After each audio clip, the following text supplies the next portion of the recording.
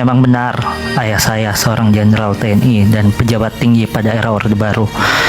Namun, saya terlahir dari rahim seorang perempuan, seorang ibu yang penuh dengan perjuangan. Ibu saya harus bekerja keras, mencari nafkah dan merawat saya tanpa kehadiran sosok ayah. Saya tidak pernah menggunakan nama besar almarhum ayah saya untuk kepentingan pribadi. Saya menjaga rapat latar belakang kedua orang tua saya. Bahkan ketika saya berada pada situasi yang sangat mengerikan di hadapan aparat bersenjata yang melecehkan, memukul, dan menendang kepala saya. Tidak sedikit pun terpikirkan untuk memanfaatkan nama besar ayah saya agar diberikan pengampunan oleh aparat yang sedang menyiksa saya. Hanya satu yang saya ingin ketahui, bagaimana rasanya menjadi masyarakat kecil saat mereka ditangkap dan ditahan oleh aparat keamanan karena menuntut hak-haknya. Hak untuk bebas dari penyiksaan adalah hak semua anak bangsa di atas bumi manusia. Saya bukan seorang anak yang hidup dalam kemewahan dan kekuasaan. Sejak kecil saya berjuang melawan ketidakadilan. Ibu saya selalu menanamkan nilai-nilai keadilan dan welas kasih. Harapan terbesar ibu saya adalah agar saya bisa berguna bagi masyarakat dan berpihak kepada mereka yang terpinggirkan. Di saat yang lainnya memanfaatkan nama besar orang tuanya agar mendapatkan kedudukan dan jabatan, di sisi lain ada banyak orang tua dan pemuda yang berjuang untuk membayar biaya pendidikan yang mencekik, mencari kerja untuk menjadi tulang punggung keluarga, dan menjadi ojol hanya untuk bertahan hidup sehari. Jurang antara si kaya dan si miskin begitu lebar di negeri ini. Takdir memilih saya terlahir sebagai anak dari seorang jenderal TNI di era Orde Baru dan penyanyi kampung dari Sulawesi Selatan. Saya tidak bisa menolak takdir itu. Namun, hal itu tidak menutup hati nurani saya dan akal sehat saya untuk melawan kesewenang-wenangan penguasa terhadap rakyatnya.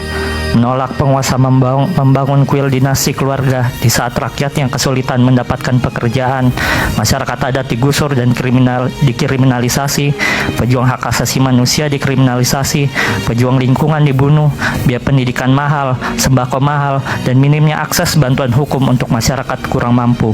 Sebagai seorang manusia, hal itu yang tidak dapat saya terima. Perjuangan ini bukan hanya tentang saya. Perjuangan di bulan Agustus 2024 milik semua pemuda yang bahu-membahu melakukan perlawanan yang dimulai sejak 22 Agustus hingga hari ini. Milik semua pemuda yang mengalami kekerasan oleh aparat keamanan. Cerita di akhir bulan Agustus kemerdekaan Indonesia adalah cerita tentang perjuangan pemuda yang menentang status quo dan kekuasaan yang zalim. Saya hanyalah seorang anak yatim yang sedang berjuang melawan ketidakadilan. Saya tidak berbeda dengan anak muda lainnya yang sedang berjuang melawan ketidakadilan di negeri ini. Negeri ini bukan hanya milik keluarga tertentu. Kami pemuda menolak tunduk pada kekuasaan yang zalim. Iqbal Ramadan, putra dari Letnan Jenderal TNI Purnawirawan Murdiono. Saya ingin dengarkan dari Ibu Macita terakhir ya, sebelum saya break. Ibu akan terus mendukung perjuangan Iqbal. Saya akan mendukung anak saya karena saya tahu anak saya adalah anak yang berhati mulia, anak yang penuh tanggung jawab, dan saya akan mendoakan dia terus untuk setiap langkahnya dapat ridho dari Allah Subhanahu wa Ta'ala. Apapun resikonya. Apapun resikonya. Nyawa sekalipun taruhannya. Ya, namanya seorang pejuang kan kita harus ikhlas kalau udah seperti itu. Ibu mengikhlaskan.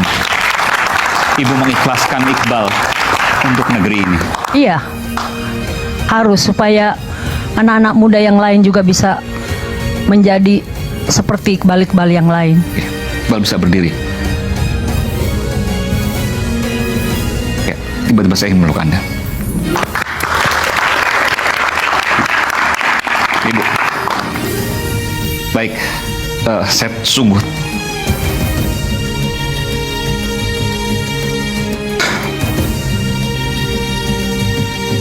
terenyuh untuk mendengarkan pidato seorang Iqbal Ramadan, anak seorang jenderal bintang 3, sampai hari ini terus berjuang untuk menyuarakan kebenaran dan juga keadilan yang diyakininya.